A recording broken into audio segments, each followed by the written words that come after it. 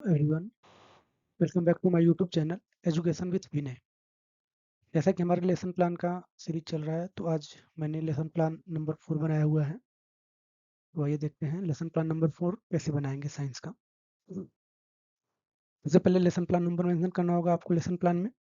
मेरा lesson plan number 4 है, तो मैंने यहाँ पे लेसन प्लान नंबर 4 दिया है।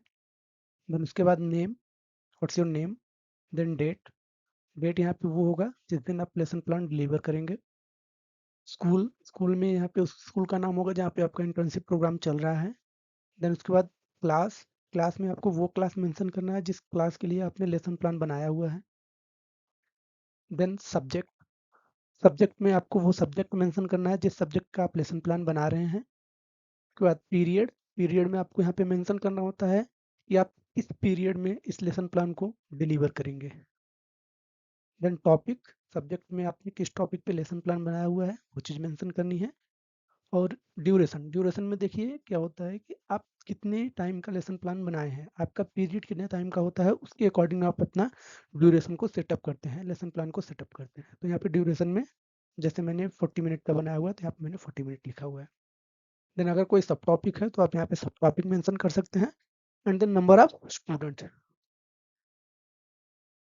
Then general objectives, as you all know, general objective सारे लेसन प्लान में सेम ही होता है। जैसा कि मैं साइंस का लेसन प्लान बनाया है मैंने, तो साइंस में साइंस का जितना भी मैंने लेसन प्लान बनाया सब में मेरा जनरल ऑब्जेक्टिव सेम होगा।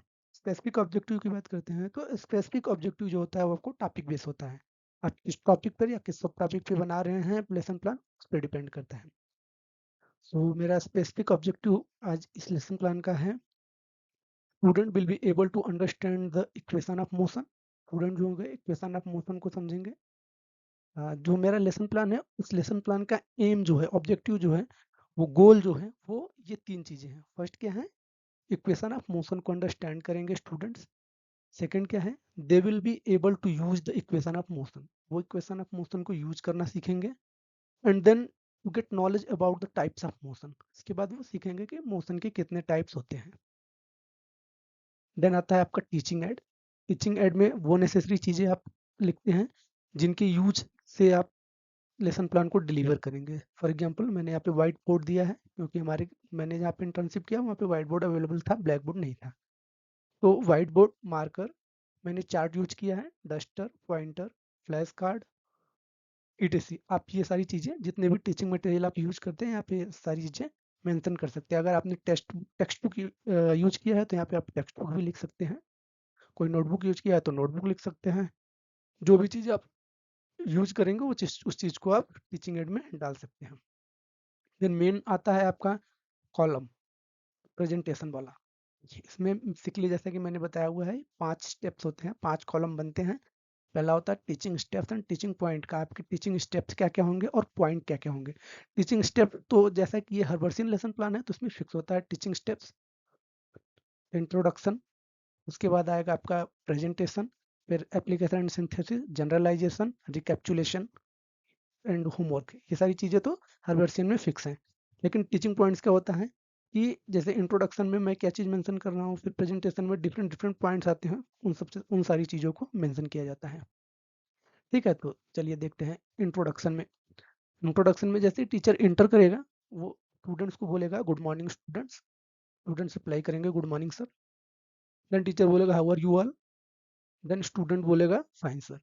देखिए यहाँ पे जो गुड मॉर्निंग और हाउ आर यू ऑल का ये जो दो चीज़ें यहाँ पे दी हुई है, स्टार्टिंग में जैसे आप क्लास में इंटर करते हैं तो स्टूडेंट्स को इंटरेक्ट करने के लिए ये सारे क्वेश्चन किए जाते हैं ताकि बच्चे एक्टिव हो जाएं।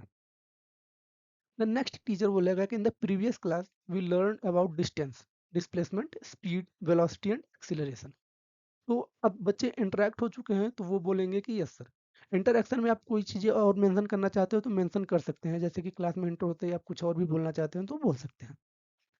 देन टीचर बोलेगा tell me what is the formula of speed and velocity, speed और वेलोसिटी। तो जैसा कि ये फार्मूला पिछले क्लास में, पिछले लेसन प्लान में बताया जा चुका है, तो स्टूडेंट उसका रिप्लाई करेंगे v equal to S upon T. मैंने यहाँ पे इसको ब्लैक बोर्ड पे मेंशन किया है, आप ब्लैक बोर्ड पे मेंशन कर सकते हैं, नहीं चाहते हैं तो नहीं कर सकते हैं, कोई प्रॉब्लम नहीं है। नेक्स्ट टीचर क्वेश्चन पूछेगा what is the formula of acceleration, then वो एक्सीलरेशन का फार्मूला बताएंगे। एंड देन टीचर बोलेगा can you tell me how can calculate the velocity without time और डिस्टेंस विदाउट वेलोसिटी। तो एक प्रॉब्लमेटिक क्वेश्चन हो जाएगा, स्टूडेंट्स को ऐसा लगेगा कि जैसे क्वेश्चन किया है टीचर ने, how can we calculate the velocity without time. अगर हमको वेलोसिटी कैलकुलेट करना है और टाइम ही नहीं दिया है तो हम कैसे कैलकुलेट करेंगे, क्योंकि वेलोसिटी के लिए डिस्टेंस और टाइम दोनों चाहिए।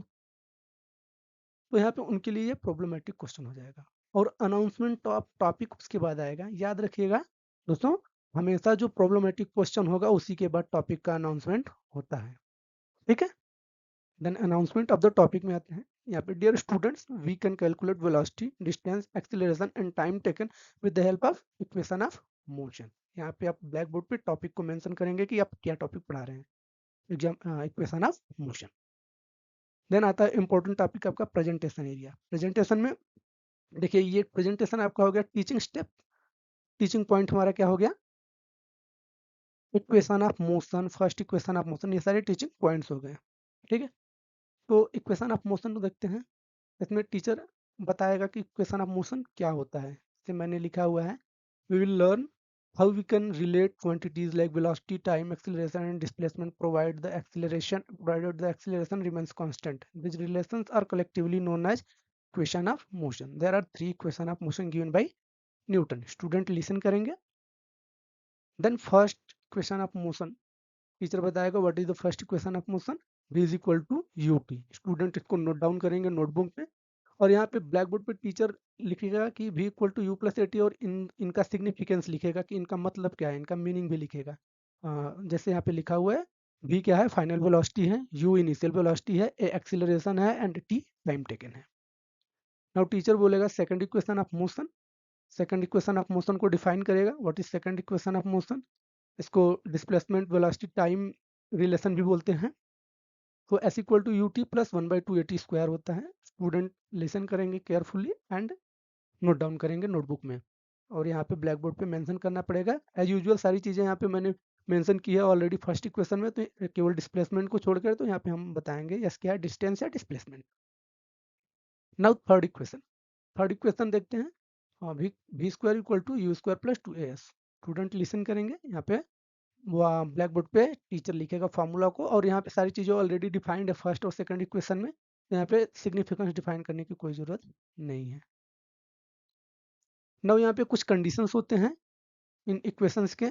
जैसे अगर क्वेश्चन सॉल्व करते समय अगर आपको कहीं भी क्वेश्चन में ऑब्जेक्ट रेस्ट से स्टार्ट होता है, if object start from rest, अगर क्वेश्चन में कहीं भी रेस्ट आता है तो वहाँ पे आपको इनिशियल वेलोसिटी यानी यू को जीरो रखनी है, ठीक है। और अगर कहीं पे ब्रेक लगता है, मान लीजिए क्वेश्चन में कहीं पे ब्रेक लगता है, तो वहाँ पे फाइनल वेलोसिटी v जीरो होगा। और अगर कांस्टेंट वेलोसिटी से कोई भी ऑब्जेक्ट मूव कर रहा है तो वहाँ पे एक्सीलरेशन जीरो होगा। ये सारी चीज़ें स्टूडेंट लिसन करेंगे, नोट डाउन करेंगे अपने नोटबुक में, और इस चीज़ को आप ब्लैक बोर्ड पे भी मेंशन कर सकते हैं। फॉर रेस्ट u जीरो होगा, and for break v zero होगा, और for constant velocity acceleration zero होगा। अब यहाँ पर आप इवेल्युएट वाले सेक्शन में स्टूडेंट्स को इतना पढ़ाने के बाद इवेल्युएट कर सकते हैं कि स्टूडेंट्स ने अब तक क्या सीखा। यहाँ पे आप लिख सकते हैं, tell me the three equation of motion, explain each term and all conditions. फिर स्टूडेंट्स को आप थोड़ा टाइम देंगे, स्टूडेंट्स उसका रिप्लाई करेंगे। जैसे ही वो खत्म करते हैं रिप्लाई, वैसे ही टीचर क्वेश्चन करेगा, do you know how many types of motion.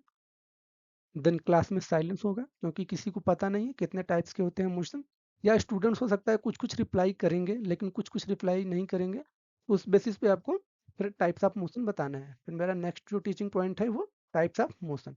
Types of motion में टीचर क्या करेगा, डिलीवर करेगा लेक्चर की basically there are three types of motion. First is linear motion, second is circular motion, third is periodic motion. Student listen करेंगे और notebook में note down करेंगे। यहाँ पे मैंने ब्लैक बोर्ड पे भी ये सारी चीज़ें मेंशन की हैं कि लीनियर मोशन, सर्कुलर मोशन और पीरियाडिक मोशन।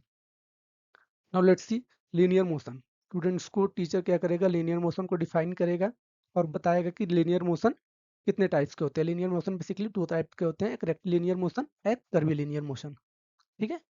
इसको मैंने ब्लैक बोर्ड पे भी मेंशन किया हुआ है। देन एग्जाम्पल, लीनियर मोशन का एग्जाम्पल देगा, जैसे कि मैंने एग्जाम्पल दिया हुआ है, motion of a train, motion of the football, motion of a car on the road, okay. Then circular motion, circular motion को डिफाइन करना होगा, उसके बाद एग्जाम्पल देना होगा सर्कुलर मोशन का। In the next step periodic motion, और periodic motion का एग्जाम्पल देना होगा।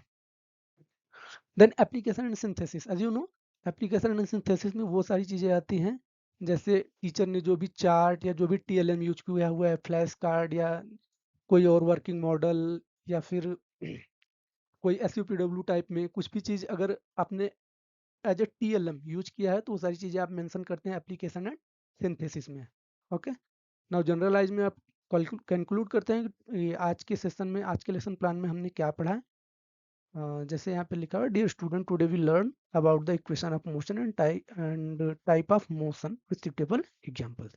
नाउ यहाँ पे आप फिर से स्टूडेंट्स को इवेलुएट कर सकते हैं। Now give me the example of each type of motion, then वो आपको रिप्लाई करेंगे। इसके बाद आता है रिकैप्चुलेशन। रिकैप्चुलेशन में क्या होता है कि रिकैप्चुलेट करने के लिए स्टूडेंट से कुछ क्वेश्चन पूछा जाता है, एक्सपेक्ट किया जाता है कि स्टूडेंट उसका रिप्लाई किए हैं। इससे हमको ये बेटर अंडरस्टैंडिंग होती है कि जो हमने लेसन प्लान डिलीवर किया है वो बच्चों को समझ में आया या नहीं समझ में आया। जैसे कि मैंने क्वेश्चन पूछा है, describe the equation of motion, अगर बच्चों को समझ में आया है तो वो इक्वेशन ऑफ मोशन को बताएंगे कि क्या होता है इक्वेशन ऑफ मोशन, कितने टाइप्स का होता है, क्या क्या होता है इक्वेशन। हाँ, what is the difference between circular motion and periodic motion, अगर ये बच्चों को समझ में आया तो वो फिर से हमको रिप्लाई करेंगे। Define each term used in the equation of motion and describe the equation of motion's condition, condition जो क्या क्या था।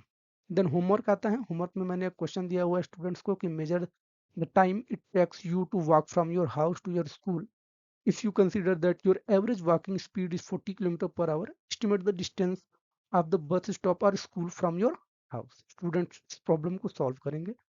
And in the last pupil teachers का सिग्नेचर होगा। प्यूपिल टीचर मीन्स जिसने लेसन प्लान बनाया है उसका signature. Then signature of guide teacher, जैसा कि मैंने पहले बताया हुआ है, सिग्नेचर ऑफ गाइड टीचर में आप जिस इंस्टीट्यूशन ट्यूशन में इंटर्नशिप दे रहे हैं वहाँ पे जो आपका सब्जेक्ट का टीचर होगा, जो आपको गाइड करेगा, उसको बोलते हैं guide teacher. And then signature of supervisor, जो आपका सुपरवाइजर साइन हुआ है यहाँ पे उसका सिग्नेचर होगा। ठीक है, थैंक यू।